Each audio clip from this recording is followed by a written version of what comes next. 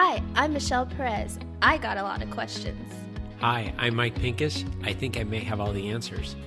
Welcome to the Mike Pincus Fitness Podcast. Hi, everyone. Welcome to today's episode of the Mike Pincus Fitness Podcast. Sometimes it's a tongue twister. I know. This is episode 37, and it is our last episode for the year.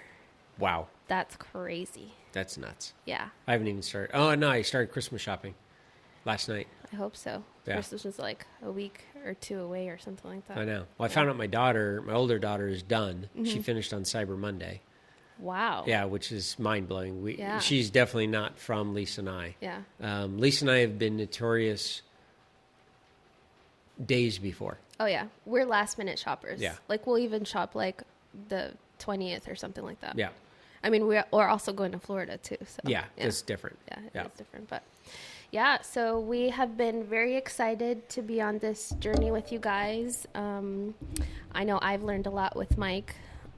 He has opened my mind to the world of fitness and wellness in general, and just kind of changing my mindset on how I approach fitness as a whole, not getting sucked into all these trends and all these crazy things that people are doing, because it's a lot easier. I think that's the biggest thing I've learned throughout this year, that it's a lot easier than what we think. You know, I personally have had a year that has kicked my butt, not in the sense of fitness, but just like in the personal sense. And so I haven't focused a lot on fitness, but I'm finishing off this year with a good mindset and hoping to start next year with an even better mindset so that I can apply everything I've learned to whatever future goals I have. So I really appreciate all that information, and I think it's gold. I mean, people just need to realize that it's a lot easier than, you don't have to have all these crazy like workout plans that are like, I don't know, lose weight in 12 weeks and get all these muscles and eat only broccoli and chicken and so thank you for that. My pleasure. I hope it has helped not only you but all the listeners as well. And as you were just talking, it came to mind that I started training a newer client of mine. He's 25. I train his father as well, and both the father and the 25-year-old had different trainers than me, but different trainers than each other. And the 25-year-old joined on with me a few months back now. And he started training with me 1 day a week and was training with his other trainer 2 days a week. And I was fine with that, but I just did what I do as far as educating. And he had questions, and he would say, hey, my trainer was telling me this. What's your take on it? And I would tell him. And I'd be open and honest. And, 1% of the stuff that the other trainer was telling him was correct. And it's not my philosophy. It's not my theory. It's been proven. And the other 99% of it was crap. And so I would explain it to him. And at some point, the light bulb for him went on. And I said, what are you feeling right now? And he said, the way you make it sound, it's so easy. Yeah. And I said, my job is to prove to you understanding how to lose body fat is easy. Doing it is a challenge because it's willpower. Right. Whether you call it willpower or whatever, there's some rules to follow. Yeah. They're not difficult. Yeah.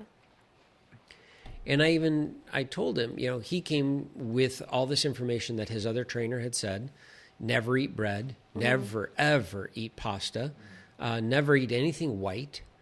Is this the never eat oatmeal person too? No, that was a different trainer. Oh, okay. Don't eat bananas because they're fattening. I mean, all these crazy. And then the workouts that he had to do, every single workout had to be high intensity. If he wasn't sweating, he wasn't working out. These are the things this trainer told him. Yeah. And I'm just was blown away by this. In today's world, where this trainer gets off, and I've never met this trainer. I don't know this trainer's background. I don't know where he's educated, but the information that he's spewing was horrible. Mm-hmm. And so I told my client, I said, look, my goal for you is to be able to understand this so well that if you're at a party with your friends, you can explain it. Mm-hmm. You don't have to call me and ask me, hey, how do I explain this? You have this. So I explained, every time I see him, I now see him 3 days a week. He ultimately called me and he said, would you be willing to train me 3 days a week? I'm going to get rid of the other trainer. And I said, that's totally up to you. This is not what it was about. I was not here to steal you. I do not do that. That is not my thing. I'm here to inform you. Yeah. And he said, no, I want to train with you. I said, okay, that's fine. So he came on board. And then once I had his full attention, I said, okay, now we're going to change things a little more than you even thought. And I basically decreased his workout from what he was doing.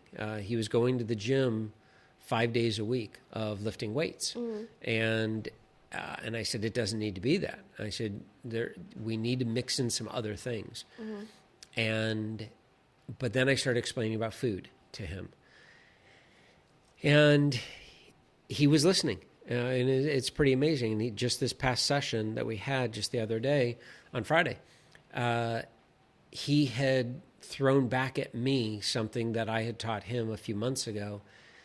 And he said, okay, I think I understand this. And I just let him explain it to me. I said, come on, keep going. And I could see the wheels turning. I said, you got this. Keep going. Keep explaining it. There was no scientific words behind what he was saying. It was just perfect everyday language that he understood and he can repeat over and over again to anybody. Yeah. And he got it. Yeah. And I said, knowledge-wise, you're there.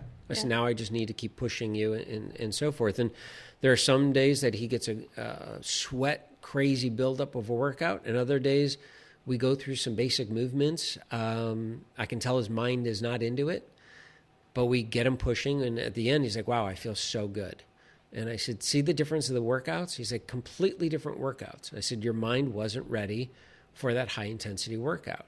Mm. And I said, had I done it, chances are you would have injured yourself. I would have been blaming, would have been the one to blame. It doesn't always have to be that. Yeah. And it's okay. So for me, when people are hearing the podcast and they're saying, you make it sound so simple, it has to be more than that. I listen to this other podcast and it's so I have to take notes. It's so scientific. Mm-hmm. Yours just is too simple almost. Yeah.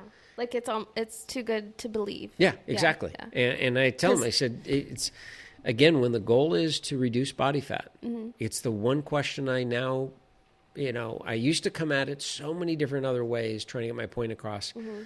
And I just stop them and I say, how'd you gain the weight? Yeah. How do you lose the weight? Why would you look anywhere else? Yeah. It's that easy. Yeah. You don't even have a degree in this. You've never studied this. You've been listening to doctors, you've read in magazines, you've read about every diet, and you just told me how you gain it and how to lose it. Yeah. And I think there's a lot to be said in a lot of what's being thrown out there right now. Like, I don't think any fitness, health, wellness message that's out right now is simple. Mm-hmm. Like it's all about, you have to do keto for however you have to completely change.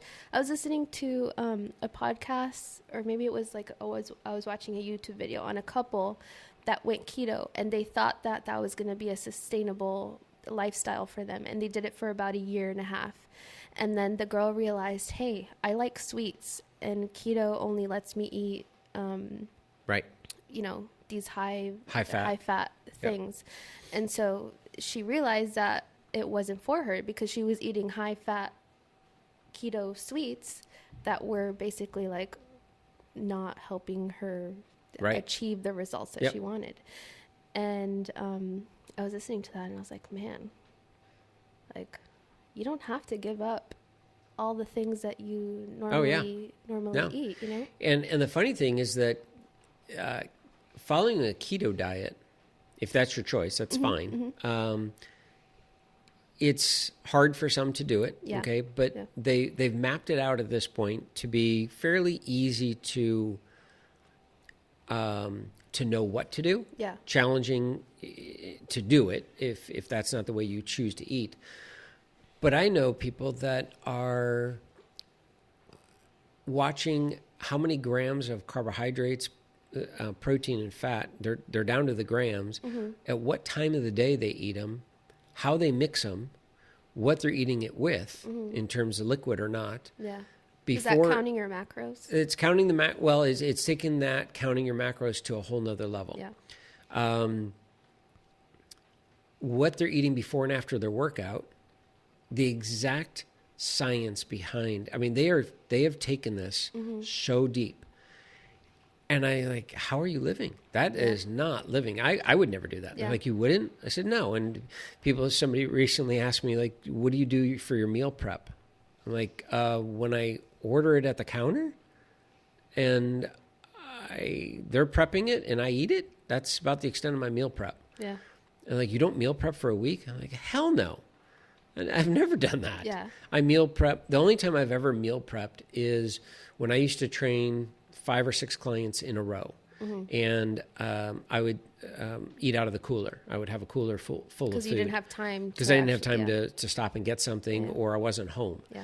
And so, thank God, my schedule right now is, as we speak today, I have the most I have at one time are 3 sessions. So I can eat. I'm available to eat at home or at a restaurant, or I don't have to prepare something. But my meal prep was the night before. I would figure out, okay, I have to have 2 sandwiches, 2 pieces of fruit, and because I like crunchy, 2 bags of some type of chips. And for these 2 meals that I'm going to be eating in my car. And days that I used to train 8 to 11 people in a day, and I was never home. That was my, Lisa will tell you, I mean, it was hell. I would almost cry at night having to map out my food. Yeah. And I'm like, I can't believe people are doing that. And that we didn't know what meal prepping was back then. Yeah. And, this is, again, I was building my business, so it was in the mid 90s. Now I see online people meal prepping on Sunday night for a week. I'm like, you're going to eat the same food all week? Yeah. And what's it going to taste come Friday? Like, oh my gosh, goodness. put a bullet in my head. Yeah. That Jonathan knows that I hate eating the same thing. Like, I can't even eat. Like, if I make dinner and I'm going to take that dinner to lunch, like, it's like a huge convincing that I have to go through with myself. Like, okay, you made this, there's leftovers. Right. Eat it so that you don't spend money on something else. Yeah, exactly. But I remember that I tried to meal prep. I think I've tried to meal prep like once. And it was a total fail. Oh, because I made all this food and I'm like, I don't want to eat that again. Yeah, again and again and again. Yeah. No, it's Anyways, so I am happy to hear that if we affected one person being you, that getting to your health and fitness goals it should not be confusing. Right. I'm fine with it challenging because it's not something. Look, it would be great if you sit on the couch and watch Netflix all day and you're ripped and lean and healthy, and that works. Yeah. Maybe one day that will be the case. But as long as everyone understands how simple it is to understand why we're out of shape and therefore how to get in shape, there's no magic. Yeah. There's no magic pill. There's no magic formula. There's no secret sauce. We're not rocket scientists. We're not performing brain surgery. Yeah. I'm more blown away that Amazon is able to get a package to my house less than 24 hours, that they have figured that system out. Yeah. That to me is more scientific than me having to teach somebody how to lose weight. Yeah. So if I can teach somebody how to lose weight and them understand it, again, the challenge is there. I can do that faster than Amazon can explain to me how they are taking my order, packaging it up, and shipping it, and it's in my house within 24 hours. Yeah. And some we days, probably don't want to know that either. no, and some days it could be the same day. Yeah. That's more mind-blowing. There's more science in that than there is in losing weight. Yeah. So on that note, I know we wanted to talk about, for those of you who are interested or maybe thinking about finding a personal trainer or like a good instructor. So I want you to talk to our listeners about that. But I also just had a thought. What about those people who prefer not to work with a fitness trainer? Burn them all at the stake. Just shoot them. Done. I know I'm kind of like giving... no, I kid. Like losing your no, rep absolutely. Here, but, I totally believe in that. So I want to approach this in two ways. So how can people find a good fitness trainer, or even like go to a class where they have good instructors, okay. you know? Yeah. And then, so that's one side of it. And then the other side of it, for those who don't like, who are kind of like self-led. Yeah. Where can they find good information to where they're not being sucked into, yep. all these things that they shouldn't be in the fitness world. The crap stuff. And exactly. Yeah. So first we'll go the route, and please keep me on track. Otherwise it's going to be really bad. So first we go the route of, it is going to be 2020, and January 2nd is the busiest day in the health club industry. Everyone signs up, and those same members, we know by now within the industry, we have 6 weeks to convince you that this is a lifestyle you want. Right. And by February, by February 16th, if we have not done our job, you are not coming back. Now, on the business side of it, you also don't quit the gym. So you continue to pay. So the gym environment loves that, because we got, it's pretty crazy when you look at the numbers. Gyms today are expecting less than 30% of their membership to actually show up and use the equipment. If 100% showed up, that equipment would fail. It's not designed for 5,000 people, 3,000 people to be beating on that equipment day in and day out. It would never survive. 30%. Like less than half. Oh yeah. Yeah. It's a third. And I'm thinking about the gym that we go to, that I feel like it's always like, it's always full. It's with the same people. Yeah. Like I can imagine. Yeah. That's just 30%. Between January 2nd and February 16th, you will see new people. The 17th, you will stop seeing those people, and you'll see your regulars. By March, you will not see any of those people that you saw in January. You're crazy. back to your regulars. Then come May, those people that signed up at the beginning of the year, they come back in May, because June's right around the corner. We got summer bod. and they will work out for about May and June. Well, now we're into summer, and they're like, oh, well, I haven't gotten there. I'm not going to continue now. Now it's too hot to work out. And then they, at the end of summer, they're going to come back to the gym right around the fall, because they know the holidays are coming, and they want to go into the holidays down a little bit and wait. Yeah. And then the holidays happen, and they just stop working out. And it starts all over again. Man. I mean, for over 3 decades, I've seen this. Wow. And it is every gym across the United States. That's crazy. And it's hilarious. And any gym owner that denies this is lying. They know that all the gym owners are sitting there like, yep. That's exactly it. So I know a lot of, I still have clients that have gym memberships. Like, why do you still pay a gym membership? Yeah. What if you go out of town? Like, we work out at your house. You have all the stuff you need. What are you going to do? Go hire another trainer? That's funny. If you do, that's fine, but you're not going to go to the other gym. You're not going back there. I'm telling you right now. Yeah. So if, January 2nd, you decide, okay, I'm going to make 2020 my year. I'm going to get into shape. And you're going to go the route of, I've been listening to this podcast. I think I want to hire a trainer. Finding a trainer today is a lot different than it was 20 years ago, a lot different than it was 5 years ago. Unfortunately, we do not have a governing body that regulates trainers. you can go to Kinko's, which are now all FedEx. Heck, you don't even have to go anymore. You can go online to Vistaprint, make business cards, and call yourself a trainer. And that's it. And hand out business cards at Starbucks and Coffee Bean all over But without a... without a certification. Really? Absolutely. There's no governing body stopping you. Isn't that a liability or no? Well, it's a liability if you don't have insurance. You can't get liability insurance without a certification. But I know a lot of trainers that don't have liability insurance either. I'm like, are you crazy? Like, well, I have a waiver. Wow. So they sign the waiver. I'm like, okay, that's great. You have a waiver. But if this goes to court and you hurt somebody and you don't have liability insurance and it's found out you're not even certified. That's crazy. I don't care if you didn't do it. You're going down. Like, you're bonehead. Yeah. I didn't know that people can just call themselves a trainer. Yeah, there's nothing. And the problem has always been, we've been wanting a governing body for the longest time. Lawyers have the bar. We wanted something like that. Well, the problem is that there's over 250, probably 270 organizations that certify trainers to choose from.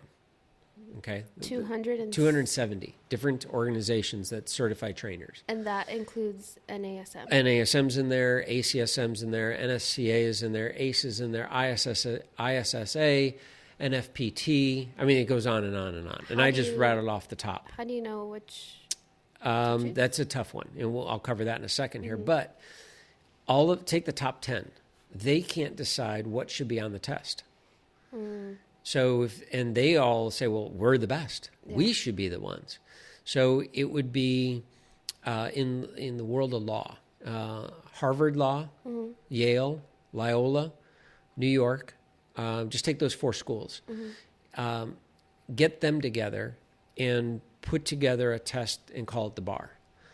Maybe I don't know how it was ever done. Okay, Jonathan would know more about that. He's studying to be a lawyer.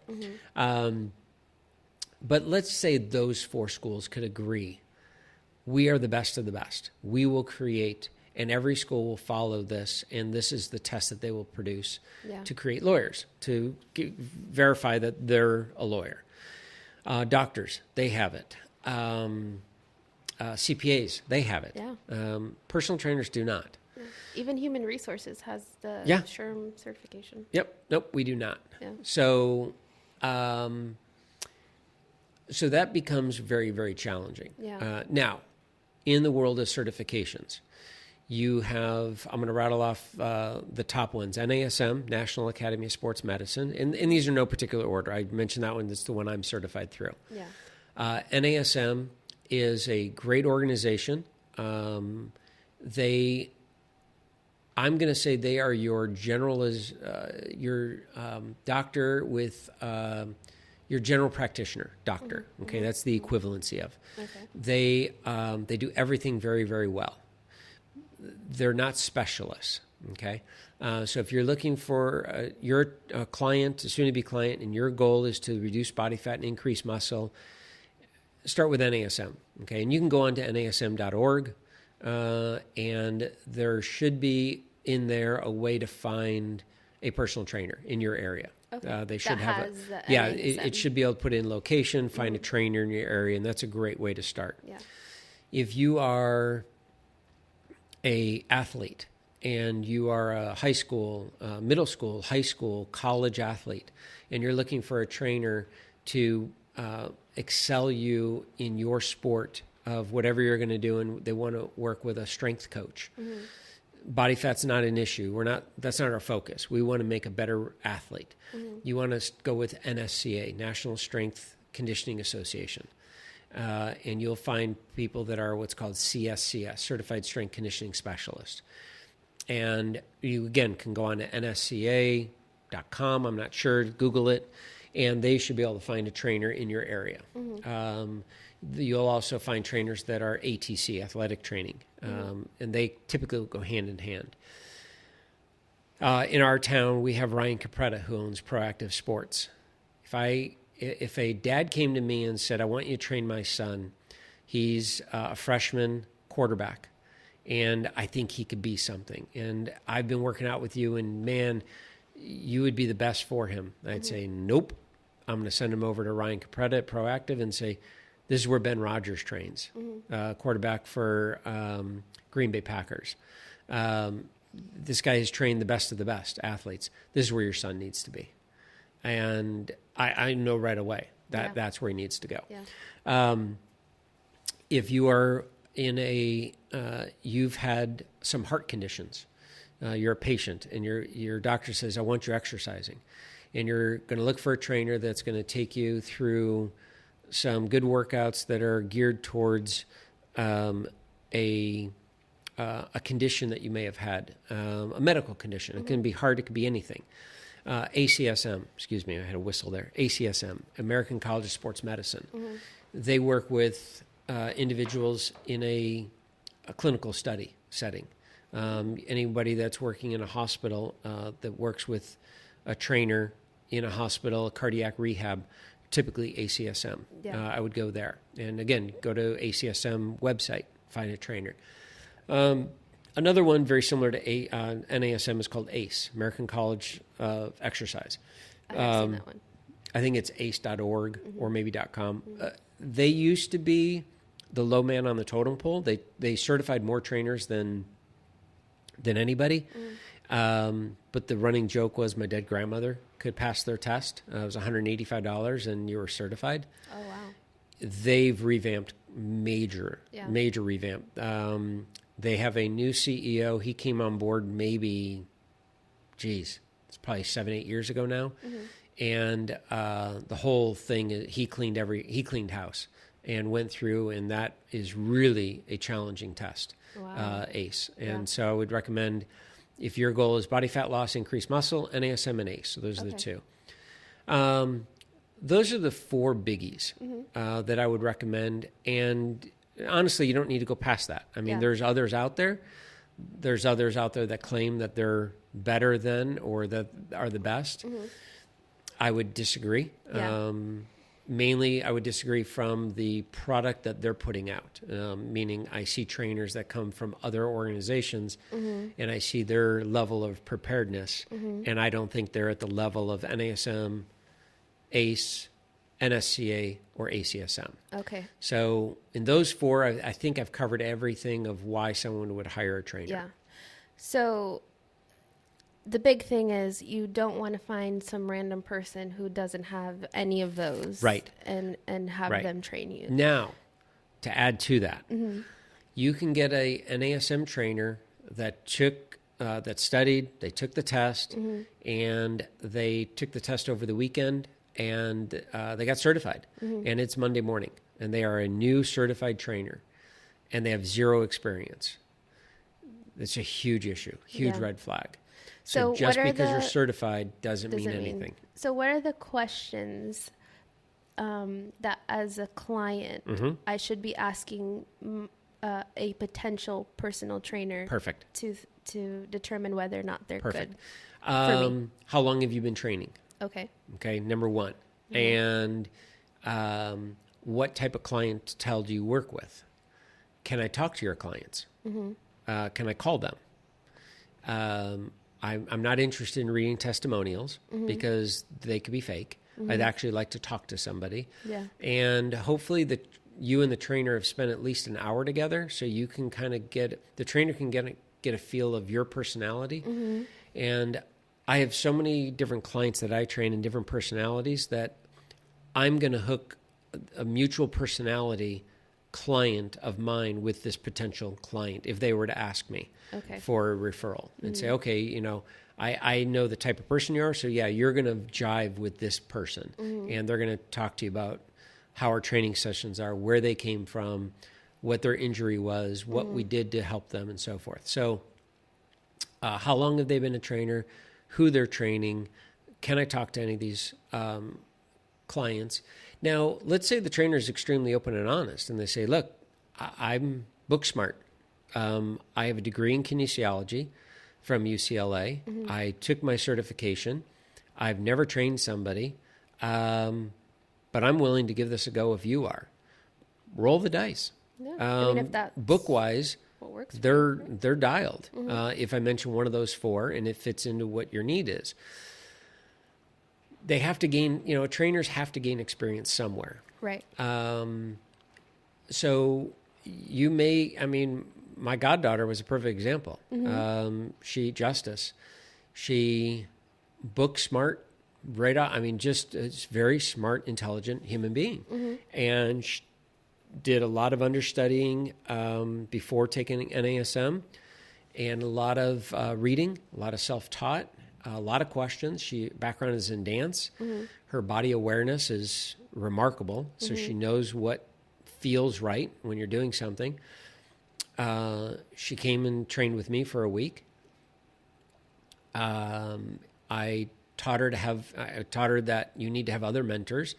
She went and found other mentors as well, and she started training clients, and she was very open and saying, I'm new at this. But she wasn't afraid. Yeah. Well, she may have been afraid, but she didn't show it. Yeah. And she was very positive and held her head high. And now she's, I think, 4.5 years, maybe 5 years into training, and she's so successful. Yeah. And she's a great, great trainer. I'd have her train any one of my clients to this day. I'd have no problem. If I went out of town and she were to come here and train my clients, I'd have no problem, no issues. Yeah. Other than that they would say, can you leave forever and can we have her? That would be my only problem. They may like her more than me. So I would absolutely, if I'm a client and I'm looking for a potential trainer, I would ask, probably one of the first things is, hey, can I get a cup of coffee with you? And if they say no, I would go the other way. The trainer should be willing to give up a half hour of their time to sit and talk with you and hear your story. Like a consultation. And they don't have to necessarily give away free advice. Yeah. But they should be able to tell you in 30 minutes of how they train, their philosophy, after hearing time with you. Having done that, I just spent 2 hours on Thanksgiving morning talking to my newest client. He was a little hesitant hiring a trainer. He had an experience with a trainer, not a bad experience, but he had an experience with a trainer years ago. And I told his wife, I said, if he wants to have coffee, I'll grab coffee with him. She's like, you would? I said, absolutely. So it just happened to be Thanksgiving morning. I trained her and her sister, and he happened to ask the right question, and I was about to leave, and I said, this guy's not going anywhere. He wants to talk. And I sat down for 2 hours. We sat and got to know each other. And he said, we will work very well together. Yeah. I said, perfect. Trainers, I can't believe you didn't charge for 2 hours. I said, I'm getting to know this human being. Yeah. Now, he insisted, and he paid me for some of my time, which I said is not necessary. Yeah. Grateful, but not necessary. I'm not billing you.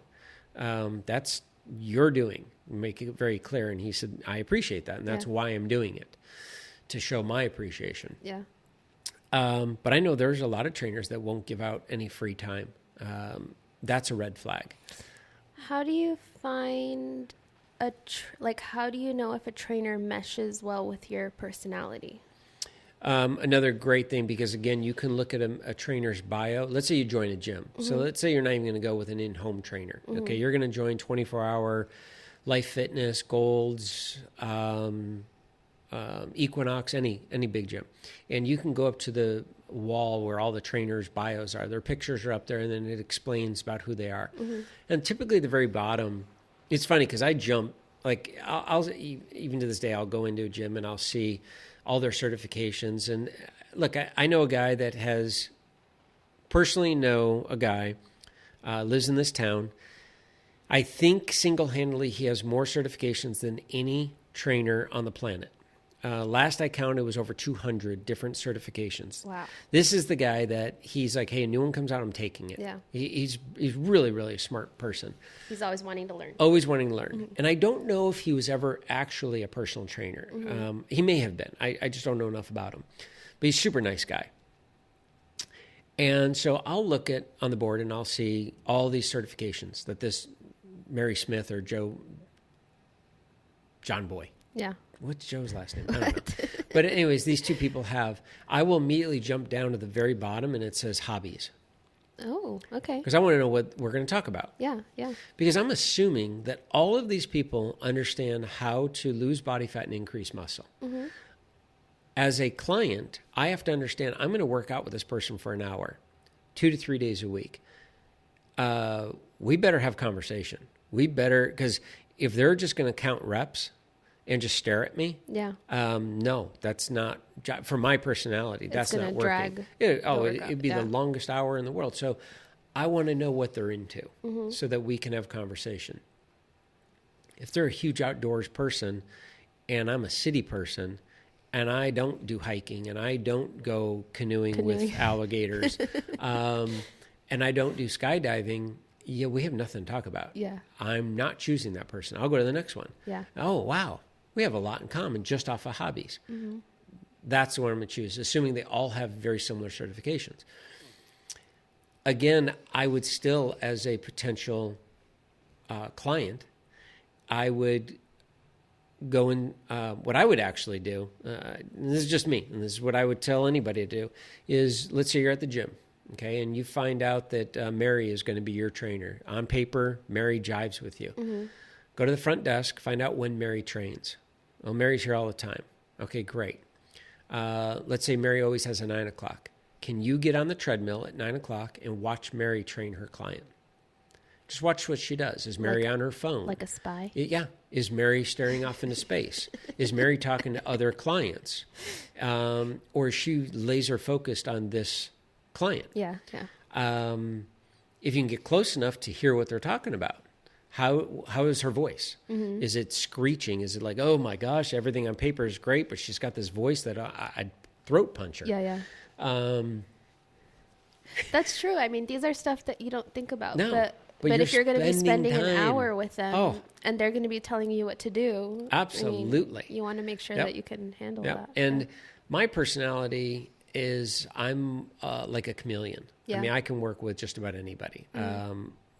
My youngest client was the age of 6, and at the exact same time, my oldest client was 85. And when that 6-year-old eventually got to be the age of 10, I trained him. He came home from school. I trained a 10-year-old. My next client was 84. It was a different client in his 80s. He was 84 years old. So I went from an hour talking to a 10-year-old to an hour talking to an 84-year-old. Yeah. And I had about a half-hour drive to literally transform my mind and my body of how I'm going to stand, how I'm going to present myself, Right. how I'm going to talk to this 84-year-old. I can't talk to him about what I was just talking about because I'm talking to this kid about video games. Yeah. And school and listening to your parents and cleaning your room and eating your veggies and this and that. The 84-year-old, we're talking about prohibition. We're talking about the war. We're talking about past presidents. I mean, that's what you got to do. Yeah, yeah. So, so if I'm in the gym, I'm going to watch this trainer. Mm-hmm. And you don't have to watch long. I mean, a couple sessions. Yeah. And watch a lot of different trainers.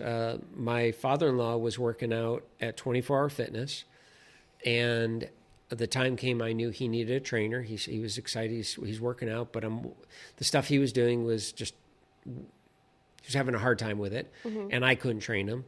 One, I wasn't allowed to train at 24 Hour Fitness, and it was just too hard training family member like that. Yeah. So I'm sitting on the treadmill and walking on the treadmill, and I see this guy, Jonathan, training somebody. And I'm like, whoa, I was blown away. Yeah. And I just watched him. And I walked up to him and I said, you don't know me. I said, my name's Mike Pincus. The gentleman over there with gray hair is my father-in-law. I want you to train him. He's like, what? And now he had heard of me, I think. Yeah. And he said, wait a minute. And I said, I'm a trainer, outside trainer. I don't train in gyms. Mm-hmm. I said, but I've been watching what you do. You're really good. And can you come over here? And I introduced him. I said, Jonathan, this is Steve. Steve, Jonathan. Dad, this is your new trainer. Hire him 3 days a week. And he did. Wow. And it works. And it worked out great. Yeah, that's good. And Jonathan is an amazing trainer. Yeah.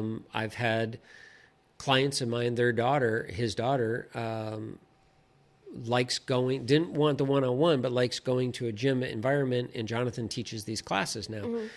And the father didn't want to say anything. I think he didn't want to say anything to me about, yeah, my daughter's training with somebody. And it finally came out, and I said, well, who are you training with? She's like, Jonathan. I'm like, he's great. Yeah. Like, you like him? I'm like, oh my God, he's awesome. There's certain trainers I absolutely love. Certain trainers I can't stand, and I'll be honest and tell them. Yeah.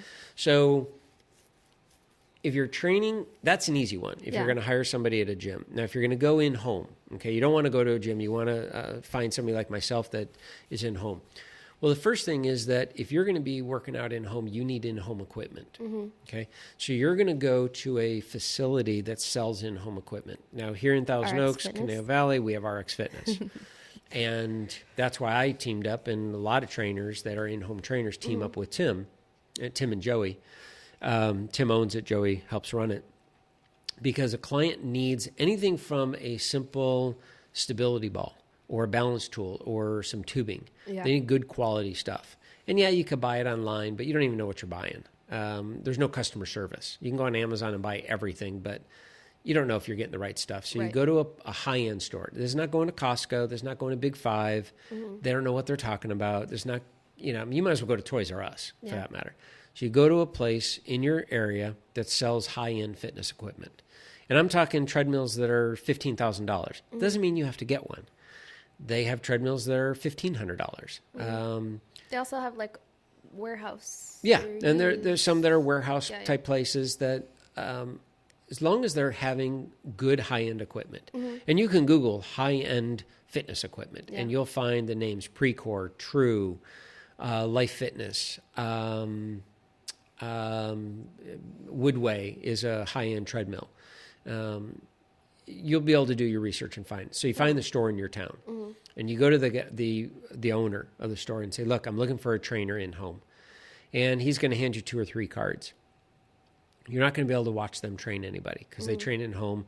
Nobody is going to allow some random person to come in and watch them train. Right. It's just not happening.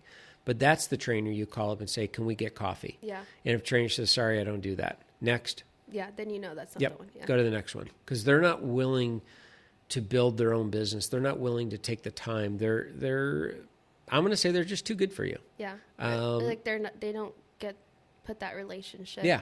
And that's that human connection that we've talked about for a year now. Yeah. And there's trainers out there that are screaming in their, radio right now saying, that's stereotyping. You don't know what you're talking about. Really, 32 years, I know what I'm talking about. I know the successful trainers. Yeah. And I will tell you that the trainers that are in it, I'm not the only 32-year trainer doing this. Yeah. The trainers that are in it for the long haul and that are not doing it for the money, these are trainers that will have coffee with you. Yeah. They're trainers that will have dinner with you. Yeah. And they're not going to charge you. They're going to open up and talk to you. So that's where you start. You meet with 2 or 3 of them, and you may have to meet with them more than once. And you roll with it. Yeah. And you figure out and you drive. You'll know within the first session if it's not the right fit. Work. And you go. What do you do so you have your trainer, you thought you meshed well, you like their philosophy. What do you do when, I don't know, somewhere along the line you find that it's not for you, or you find that they're pushing you beyond more that you can do, and it's hurting you rather than helping you. Right. Or basically like when you get to the point where you need to fire your trainer. So, and how do you realize that too? Because some people are just like, well, they're telling me like they should know everything, right? Right. Exactly. Yeah. I'm putting all my faith in this trainer. Yeah. The first part of that is very easy. We're not meshing. We're not jiving. I've had clients where we are oil and vinegar. We just do not. We start off getting along. Whether they're going through something personally, and I don't want to say it's always them, never me, because it could be me. But I've had some where personal life issues, something's going on. Yeah. And I'm the one that gets the brunt of it. And I'm the one that gets I get challenged on anything and everything I say. The sky's blue. No, it's black. Like, okay, well, it looks pretty bright to me. If you're getting to that point where you are not enjoying your time with your trainer, Forget the workouts. You're just dreading going, not Yeah. because of the workout itself, because that's a whole separate thing. But you're just like, oh my gosh, she is such a whack job. I just don't want to be around her. She says things that just don't make sense to me. She's not listening to me, or he's just yells at me, or anything I bring up, he argues with me. Why are you doing it? Quit. And be honest with them, because one, they need to learn. The trainer needs to learn. And I've had people say to me, they come up with an excuse. I can't even think off the top of my head an excuse, but I don't want to, unfortunately, I'm gonna have to put this on hold for now. Like, dude, be honest. You're not for me. Okay, no problem. If you still enjoy the training, let me find you somebody that's more for you. Yeah. I mean, I thought I was, but what is it you didn't like about my what I talk about, or how I'm talking, my voice, whatever it is? Let me find you somebody, because I know so many trainers in this area. And a good trainer in that area will know other trainers. Okay, so I'm a little too more upbeat. You need somebody that's a little more low key. That's fine. I got a great trainer for that. He's not going to talk nearly as much as I do. I'm a talker. I know that. So that's an easy one. The second part of that question, how do I know my trainer is actually doing a disservice to me and I'm actually injured more than I should be? Yeah. I have a client of mine that came to me from a trainer, and the words that this other trainer told my client, they're both over 50. At our age, being over 50, if you want to look good, you got to walk around in pain. And I heard that, and I was blown away. Like, he did not say that. Yeah. There's no way. You're mixing his words. And this particular client of mine, he hears very well. Yeah. He remembers everything. And if the guy said it, he said it for word. He didn't add in anything. Yeah. I mean, it was a quote. I'm like, holy crap, I can't believe this guy says this stuff. And he believes it because that's what he trains himself. He trains his clients the way he trains himself. Well, I don't train myself the way I train my clients. Yeah. I'll be way harder on myself than I will a client. I mean, I'll do some stupid stuff in this gym just to see what's going to happen, so that when I do train a client, I know when to back off. So if you're training with a client, if you're a client training with a trainer and you're constantly having injury, question what's going on. If you're in a gym environment, look around. Are you the only one doing these weird exercises that are so challenging, and the trainer lives and dies by this particular type of training?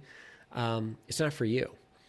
If everybody in the gym is doing what you're doing, but you're the one that keeps getting injured, maybe it's time you go somewhere else. Yeah.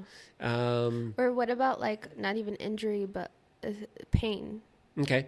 So it's like there's a difference between pain of absolutely. working So out versus this my new individual that I spoke to on Thanksgiving, the trainer that he had trained him probably about 18 years ago. On day one, and he was a very overweight man at that time. On day one, he had the trainer had the client doing crab walks and crab crawls in the basketball gym from end to end. Those are hard. Oh, way hard. So hard. And I mean, he rattled off all the exercises he did on day one. Yeah.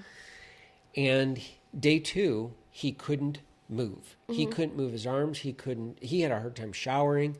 And day three, he shows up to the trainer again.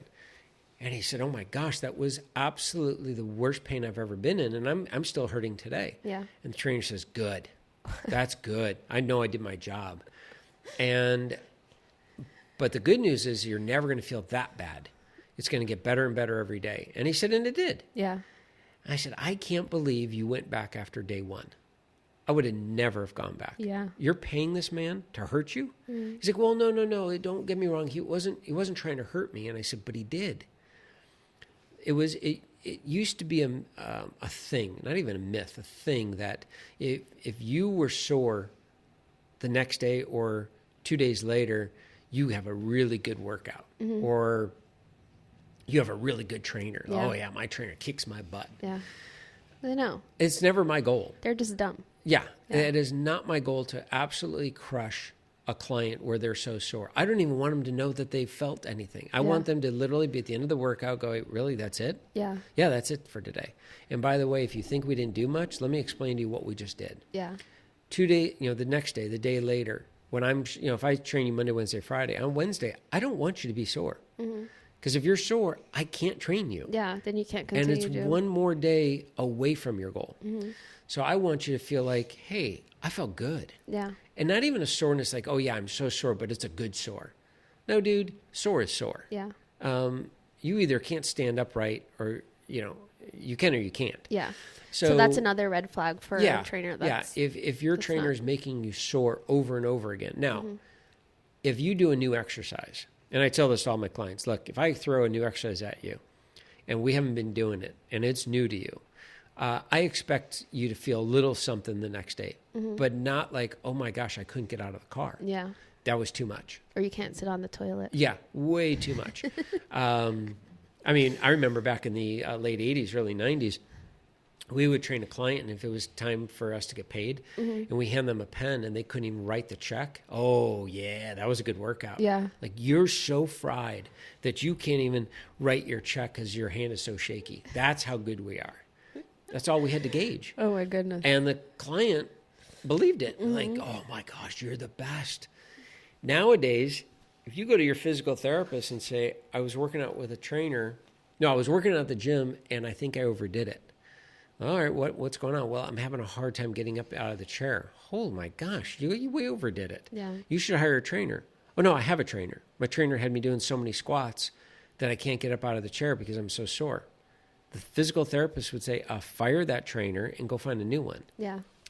That's not normal. Yeah. So, no, gauging by soreness, not. Yeah. Now, injury, that's a whole nother level. Yeah. Flat out, you keep getting injured, That's a run. big no-no. Yeah. Run for the hills, and I don't care. They've been training for 10 years. They have all the certifications that I rattled off. Let's say they have all 4 of them. Somewhere along the lines, they are not listening to your body, and they're not watching what you are currently doing. They may have all the information and knowledge, but they're not good at communicating with you. Yeah. They may be a great trainer, Yeah. but not for you.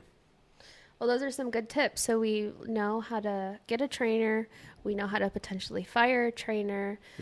So if you get a good one, keep them and go to your workouts and make sure that they're enhancing your life and not making it worse. Right. And for trainers that are listening to this, so we just spoke to clients out there, potential clients that are listening to this, but for trainers that are listening to this, really dive into everything I was just saying because this affects your livelihood. Yeah. I mean, hopefully you're not in it for the money, but if you do your job, the money will follow and you can raise a family doing it and love what you do. But you need to not only be book smart, you need to be street smart. You need to be, you need to have compassion, empathy. You need to be able to have that human connection and connect with people on a much deeper level than what our books talk about. Yeah. I'll never forget real quick here is referral came to me from one of my 80-year-olds, and I went to train this gentleman, and he was 81 years old. Got to him on day one, and we had our initial consultation and / workout and got him moving, and he was very overweight and just sat in a chair, and he was afraid that I was going to hurt him. So we literally, the first half hour, we just sat and talked. In the second half hour, I took out the tubing and I had him doing some seated rows, seated pushes, some rotation. Walked out of there. He's like, oh my gosh, this is great. I show up 2 days later and I put my bag down and I stand up and 81-year-old man is crying. I'm like, oh, what's going on here? I didn't even do anything. Yeah. And he said, I'm really sorry. Sometimes it just hits me. I lost my wife 6 months ago. And they were married for 60 plus years. Wow. And they traveled everywhere together. And he had said, seeing you put your bag down reminded me of the fact that I'm doing something new that she always wanted me to do. I can't tell her I'm doing this. I can't share with her. And he's crying. And I'm just sitting there.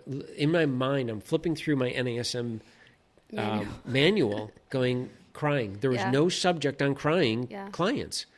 What do I do? And I literally just threw everything out the window of how I train. And I pulled up a chair and I said, do you want me to get you some coffee? And he's like, that'd be great. I go into the kitchen, pour 2 cups of coffee, and I sat there, canceled my next appointment. I said, can we do it later? And they said, no problem. Everything okay? I said, everything's fine. And we sat and talked. Never worked out. Yeah. And just listened. I'm not a therapist. I don't pretend to be one, but he just needed someone to talk to. Yeah. And I said, talk to me. We sat there we were well over an hour. And I grabbed my stuff. He's like, are we working out? I said, you're not in the shape to work out today. That's okay. I said, I'll see you Friday. He said, thank you. Got there Friday. Unbelievable workout. He said, thank you. I needed that. I said, my pleasure. Yeah. And he said, by the way, where'd you go to school? I said, for what? For training? He said, no, for therapy. I said, I'm not. I never went to school for therapy. Yeah. He says, that helped so much. Like, dude, that's being a human being. Yeah. And I trained him for 5 years. And it was amazing. Yeah. Absolutely amazing. I think that's important from trainer to client. Like, you never know what it is that, like, you're working with a human. Like, they have things that happen in their life, and working out to a lot of people tends to be something that, like, they do after, right? Like, things like maybe they have to work through like something before they can like get into the exercise. So that's where that human connection comes in that, we've been nailing all the time. So there's always a deep down reason of why they are in the shape they're in, whether it's good, bad, or indifferent. It doesn't have to be that they're out of shape. Then there's a reason that they are really in shape, but they still need a trainer. And you got to find out what that reason is. What makes them tick? Why do they run 5 days a week and come apart on the weekends? What is it? What are they running from? One of my clients taught me, it's not about what you eat, it's what's eating you. And that goes with so many of my clients. Oh, yeah. And everyone. When you find that out, that's the magic sauce right there. Yeah. But you're not going to find that in a manual. Nope. And you're not going to find that in a book. You're not going to find it at a college level. You need to learn. Yeah. And that's where, when you're a client and you're hiring a trainer, that's why you're looking for experience. Because you want to know that they worked with a lot of different people and they've talked to a lot of different people. Yeah. And yeah. Well, those are some good tips. I hope that if you guys are finding, are in the process of looking for for a trainer, that's helpful. Just to close off really quickly, let's talk about those people who will not have trainers, but are looking to get into, some, like, they're looking to gather information about fitness and what they should do. And I feel like I know where this is going, but okay. Let's talk about that a little bit. So a couple different places. One, if you're on social media, okay, I'm going to go with Instagram first. There are many trainers out there that put a lot of good information, good content on their Instagram account. I'm not one of them. I have good information. I'm just lazy. I don't put it out there. But there are a number of trainers that I would tell you to follow to gather some great information. Ben Bruno is a local trainer here in LA. Ben Bruno Training, I believe, is his Instagram account. He's really good. You'll see some training nutrition-wise. Bio Lane, Biolayne. Lane Norton is really good for nutrition. His wife, Holly Baxter, is really good for nutrition as well. Just because they have millions of followers doesn't mean they know what the heck they're talking about. So I would say is, like, what Ben Bruno talks about really well, and it's stuff I've done with my clients. It's kind of funny. I think I'm not exactly sure how old Ben is. I think he's 36, mid to late 30s. And I thought about it. I've been training it'll be 33 years starting in January. He was about 5 years old when I started training. Yeah. But what he's really good about explaining is he teaches the basics and he nails the basics. Yeah. And some of his exercises are repetitive. Like, no, you're going to learn this. You're going to do it again. You're going to do it again. And he doesn't mix them up. Yeah. And he's very open about why. And it's what I do with my clients. Like, we're doing this again. I'm like, yeah, because you haven't perfected it. Why am I going to make it harder? Why am I going to make it all fancy on you when you haven't even perfected a basic squat? Yeah. You need to own it. Yeah. And that's what Ben talks about. So follow Ben. Then when you start looking at other accounts, compare them to what Ben is teaching. It's a perfect way to look at it. It's like, okay, this is a really cool exercise. Is Ben teaching this? Yeah. Doesn't mean that if Ben's not teaching it, it's bad. But if it's so off the crate, like if you're standing on a stability ball with a barbell on your back, stop following that person because they're a complete bonehead idiot. No. They're teaching Cirque du Soleil stuff. So there are other trainers. Ben's just one that comes to mind. Yeah. And before you continue, I have to say that when I asked that question, the first thing that I thought of, which is why I said I know where I think I know where this is going, is basic things. Yeah, So absolutely. Starting off with Start the with the basics. basics. Yeah. You can go on to YouTube and type in TRX. TRX is a training suspension device. People know of them, the black and yellow straps. Great. Any of the official TRX videos are really good. That comes from the head department of TRX. You don't have to buy TRX straps. I like Lifeline Jungle Gym just as much, and they're half the price. But the device is used the same way. You can go on to YouTube, and there's other great trainers that have good content on there as well. Again, look at in their About page where their education is from. When they're showing videos, does it show all different ages working with clients? Finding exercises online is not that challenging. Programming is the hardest part. Yeah. And this is the one area that I would say the average person needs to make a small investment. I don't feel, with all the information that's out there, all the different exercises, all the different programs, that an average person can go on Instagram or any social media and pick out a program for themselves that is perfect for themselves and get to their goal. I really don't think it's possible because I think there's just so much information. So here's where the one area that I would say is invest in your goals, invest in yourself. And it doesn't have to be expensive. Find a trainer at a local gym. Let's say you work out in home, okay? And I've trained clients like this. They don't want to train with me on a regular basis. They want a program for me to design. And so they're upfront with me. Like, look, I can't afford to train with you. I don't have the time, and I don't need to train with you. I've got a good mindset. I'm good on my own. Yeah. But I don't even know where to start. Okay, so that's like you want to take golf lessons. You hire a golf coach, and you check in with them every once in a while.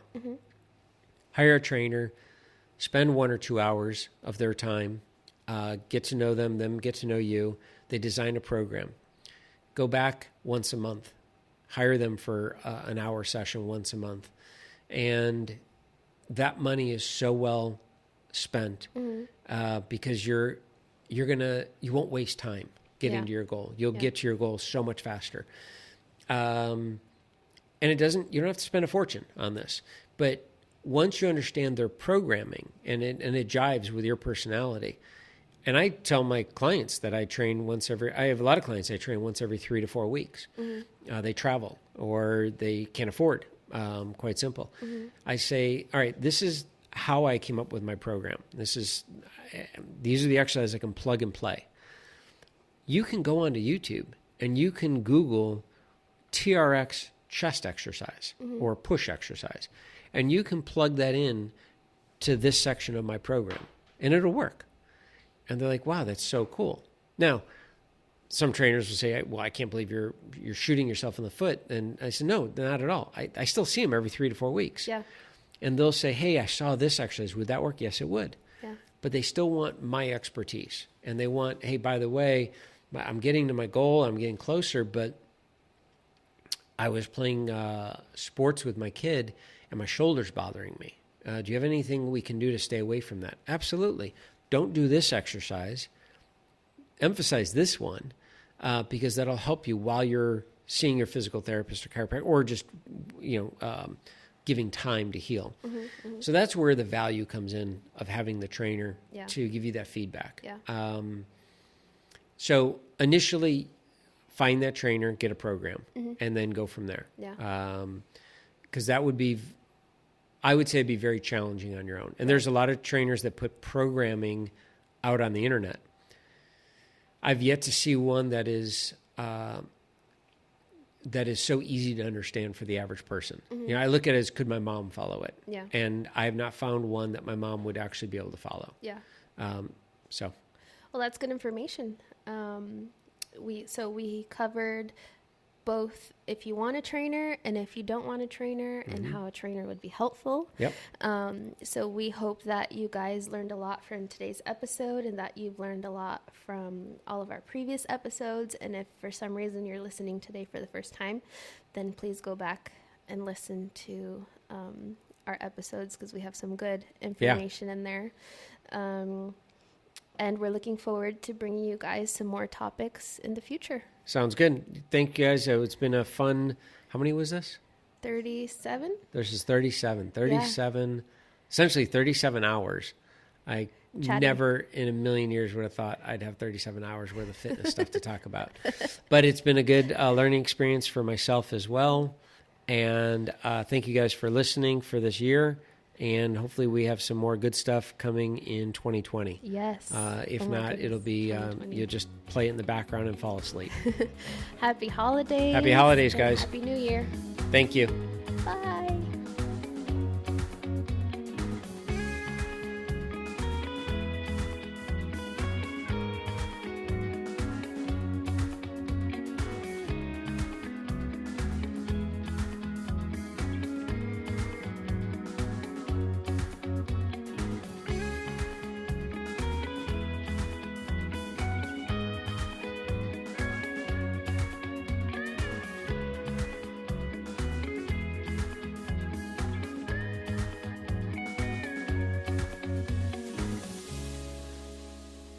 Wow. How long was that one? It was an hour and 10 minutes. Holy That's moly. good, though. That's good stuff. It was a great one. Yeah.